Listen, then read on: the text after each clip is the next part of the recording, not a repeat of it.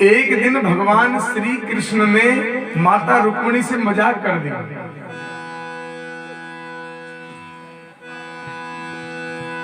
भगवान का विवाह हुए बहुत दिन हो गए, लेकिन माता रुक्मिणी ने एक दिन भी गुस्सा नहीं दिखाया भगवान को। सत्यभामा कभी गुस्सा हो जाती है, जामवती कभी नाराज हो जाती है, पर माता रुक्मिणी ने आज तक कभी भी भगवान को आंख नहीं दिखाई, कभी तू में हुई नहीं। भगवान ने सोचा रुक्मिणी जी ने कभी क्रोध नहीं किया, चलो आज देखते थोड़ी मजाक करते हैं, रुक्मिणी जी को गुस्सा दिलाते हैं। और भगवान ने रुक्मिणी जी को गुस्सा दिलाने की ठान ली। और आज मेरे परमात्मा ने क्या विचार किया, आज मेरे भगवान जैसे ही सभा से आए, भगवान की सभा का नाम है सुधर्मा सभा। इस सभा का क्या गुण है, भगवान की सभा का गुण क्या है? इस सभा का गुण है, इसमें कितने ही आदमी बैठ जाओ, एक सीट एक कुर्सी खाली रहती है। 10 आदमी बैठोगे तो भी एक कुर्सी खाली, 10,000 बैठ जाओ तो भी एक कुर्सी खाली है। ऐसा ही गुण एक में और है, किसमें? दुनिया में 2 ही ऐसी जगह है जहां पर कितने ही बैठो एक कुर्सी खाली। एक सुधर्मा भगवान कृष्ण की सभा, और दूसरा, अरे जानते होंगे आप लोग, नहीं जानते हो? पुष्पक विमान। रामायण रात दिन पढ़ते हो फिर भी नहीं जानते। पुष्पक विमान में भी यही खासियत है, कितने ही लोग बैठ जाओ एक सीट खाली। आज मेरे परमात्मा भगवान द्वारकाधीश जब सभा से आए, और दिन आते थे तो आते ही रुक्मिणी से बात करते थे, कैसी हो, क्या बनाया, लाओ भोजन, भूख लग रही है, कुछ जलपान कराओ। आज लेकिन भगवान ने माता रुक्मिणी को क्रोध करने की ठान ली। आज भगवान आए और माता रुक्मिणी से बात नहीं की, आकर के बिस्तर पर बैठ गए गंभीर। माता रुक्मिणी ने सोचा कि आज प्रभु बड़े गंभीर है, उदास है, क्या बात है? और दिन तो आते थे बड़े प्रसन्नचित होते थे, आज क्यों गंभीर है? माता रुक्मिणी ने प्रसादी तैयार कर रखी है, लेकिन आज गंभीर है, थोड़े उदास है, पता नहीं क्या बात है। तो रुक्मिणी जी ने क्या किया, एक पंखा लिया और भगवान के पीछे जाके खड़ी हो गई। पंखा जानते हो ना, आजकल तो वो बिजली के फैन चलते, पहले नहीं थे, पहले तो हाथ वाला पंखा चलता था। तो रुक्मिणी जी पीछे जाके खड़ी हो गई भगवान के और हवा करने लगी। गर्मी का दिन था ना, और बहुत देर हवा करने के बाद धीरे से पूछा, प्रभु क्या बात है, आज कोई समस्या है? आज आप बड़े उदास हो, या मुझसे कोई गलती हो गई? आप कुछ बोलो ना। भगवान कुछ नहीं बोले। रुक्मिणी जी फिर हवा कर रही है, थोड़ी देर में फिर बोली, प्रभु कुछ बोलो ना, हमसे कोई गलती हो गई तो बताओ, हम सुधार करेंगे। आप ऐसे उदास क्यों हो? या सभा में कोई जटिल प्रश्न आ गया, आप निर्णय नहीं कर पाए? कन्हैया फिर भी कुछ नहीं बोले। थोड़ी देर फिर हवा करी, इस बार फिर रुक्मिणी ने कहा, प्रभु आप बोलोगे नहीं तो हमें पता कैसे चलेगा? आप बताओ तो सही, अगर कोई बात है हमसे अगर होना होगा तो हम करेंगे, अगर हमसे कोई गलती तो सुधार करेंगे। तब कन्हैया बोल पड़ा, क्या बार बार गलती गलती गलती पूछ रही है? अरे तेरी एक गलती हो तो बताऊं, तू तो गलतियों पे गलती करती जाती है, कहां तक बताऊंगा तुझे मैं? रुक्मिणी ने सोची मेरी से कौन सी गलती हो गई। भगवान ने घूम के देखा, गुस्सा आया कि नहीं आया? रुक्मिणी जी तो मुस्कुरा रही, हवा कर रही है। भगवान ने देखा गुस्सा नहीं आया। भगवान ने कहा, तेरी एक गलती हो तो बताऊं, तू तो हजारों गलतियां करती है। रुक्मिणी ने फिर धीरे से पूछा, प्रभु बताओ तो सही मेरी गलती क्या है? आप बताओ, मैं सुधार करूंगी। बोले क्या सुधार करेगी तू? और भगवान गलतियां बताने लगे कि राजपुत्री सीता भूपैर लोकपाल विभूति भी महानुभावे श्रीमद भी रूपोर्दार्य बनोजितम। बोले तेरी सबसे बड़ी गलती तूने मेरे साथ शादी क्यों की? रुक्मिणी ने माथा पकड़ लिया कि शादी हुए 50 साल हो गए, 50 साल बाद कह रहे हैं शादी क्यों की? कन्हैया ने घूम के देखा कि गुस्सा नहीं हुआ। कन्हैया ने कहा, रुक्मिणी तूने सोचा होगा कि परमात्मा बहुत बड़े सुंदर है। तुमने पत्र में लिखा था श्रुत्वा गुणान भुवन सुंदर, अरे हमारे जैसे काला दुनिया में कोई नहीं, तूने हमारे साथ शादी कर ली।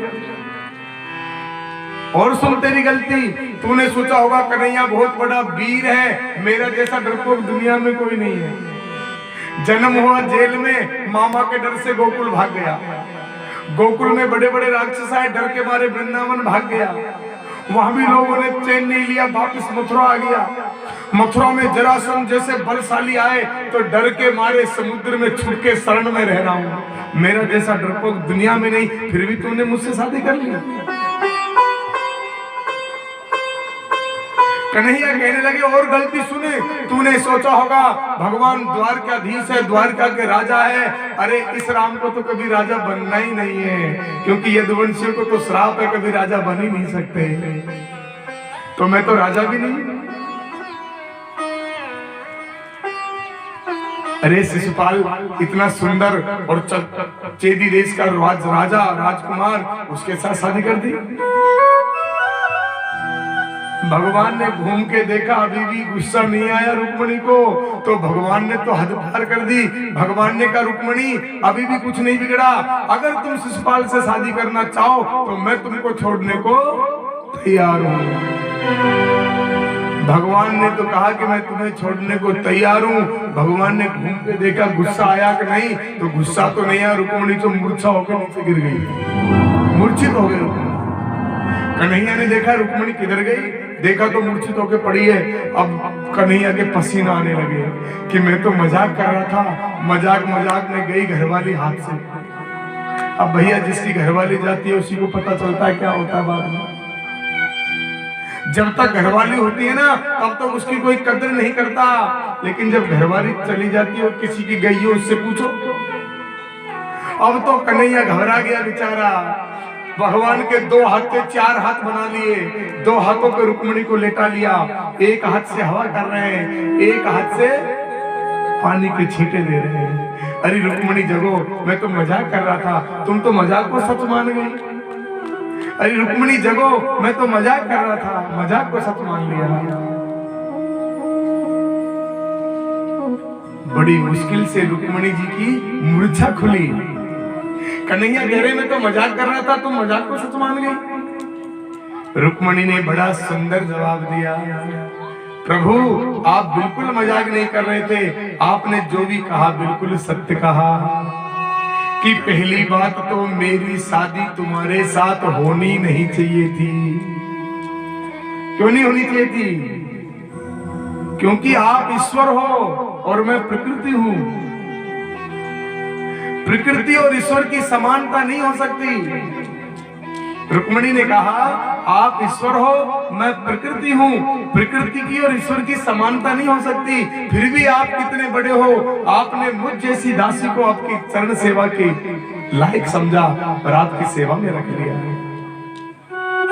आपने कहा कि मेरे तो खानदान का ठिकाना नहीं है, कोई कहता देवकी का, कोई कहता यशोदा का। आपने बिल्कुल सही कहा महाराज, आपका कोई खानदान है क्या? आपका तो नाम ही अजन्मा है। अब जिसका जन्म नहीं होता हो उसका कोई खानदान हो सकता है क्या?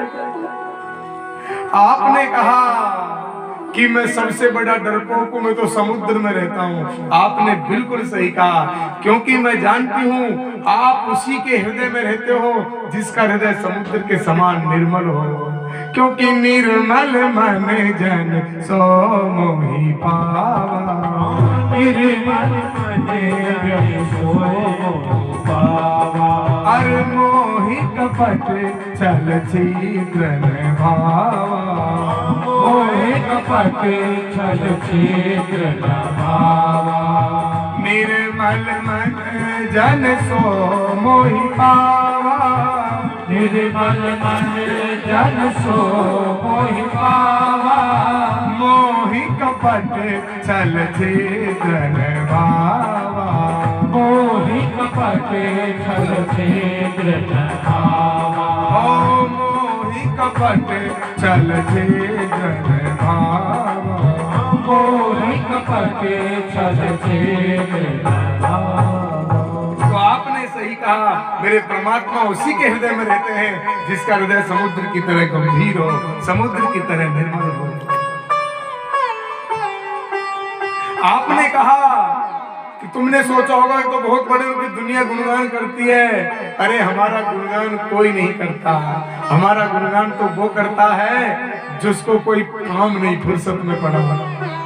भगवान ने कहा रुक्मिणी से, और हकीकत में भगवान को भजता कौन है? बाबा जी, जिनको कोई काम नहीं। गृहस्थी लोग थोड़ी भजते, उनको फुर्सत ही नहीं है। फैक्ट्रियों से, मकानों से, जमीन जायदाद से, नौकरी व्यापार से फुर्सत नहीं है, तो भगवान का भजन क्यों करेंगे? भगवान का भजन तो वो करते हैं जिसको कोई काम नहीं। फक्कड़ बाबा, तुम नारद जी के कहने में आगे मुझसे शादी कर ली। नारद जी को और कोई काम है नहीं, दिन भर यही करते हैं, श्रीमन नारायण नारायण।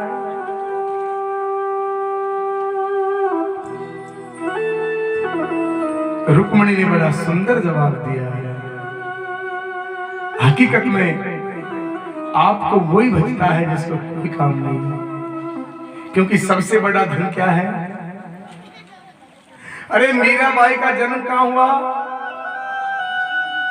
कहां हुआ? मीराबाई की जन्मभूमि कहां है? मेड़ता। और मीराबाई का ससुराल कहां है? शादी कहां हुई? चित्तौड़गढ़।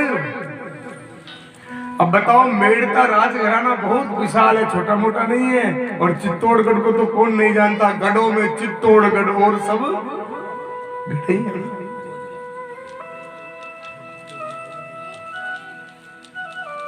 तालों में भोपाल ताल और सब तलई है। जिसका पियर मेड़ता हो, जिसका ससुराल चित्तौड़गढ़ हो, उसके क्या कमी थी? लेकिन उसने सब कुछ त्याग दिया। किसी ने पूछ लिया, मीराबाई इतना वैभव छोड़कर तू बाबाजी के साथ घूमती है, तुझे क्या मिला? क्या सुंदर जवाब दिया, भाइयों जी मैंने राम रतन धन पायो। भाइयों जी मैंने राम रतन धन पायो। भाइयों जी मैंने राम रतन धन पायो। भाइयों जी मैंने राम रतन धन पायो। राम रतन धन नाम रतन धन। राम रतन धन राम रतन धन। नाम रतन धन पायो। पायो जी मैंने राम रतन धन पायो। पायो जी मैंने राम रतन धन पायो। आज मेरे परमात्मा को रुक्मिणी ने वो जवाब दिया, परमात्मा का प्रेम और बढ़ गया। अब तो रुक्मिणी के प्रति परमात्मा का प्रेम और बढ़ गया, क्योंकि रुक्मिणी ने जीवन में कभी क्रोध नहीं किया। इसीलिए तो पूरी द्वारका में एक ही चर्चा है। किसी द्वारकावासी से पूछो रानी कैसी हो, तो सब कहेंगे रुक्मिणी जैसी। किसी पुत्र से पूछो माँ कैसी हो, बोले रुक्मिणी जैसी। दास दासियों से पूछो, वो भी कहेंगे रुक्मिणी जैसी रानी होनी चाहिए। और भगवान कृष्ण से पूछो पत्नी कैसी हो, तो बोले रुक्मिणी जैसी। अरे वसुदेव देवकी से पूछो बहू कैसी हो, तो वो भी कहेंगे रुक्मिणी जैसी। क्योंकि रुक्मिणी का चारों तरफ प्रचार है, क्योंकि रुक्मिणी ने अपने जीवन में कभी क्रोध किया ही नहीं। पायो जी मैंने राम रतन धन पायो। पायो जी मैंने राम रतन धन पायो। पायो जी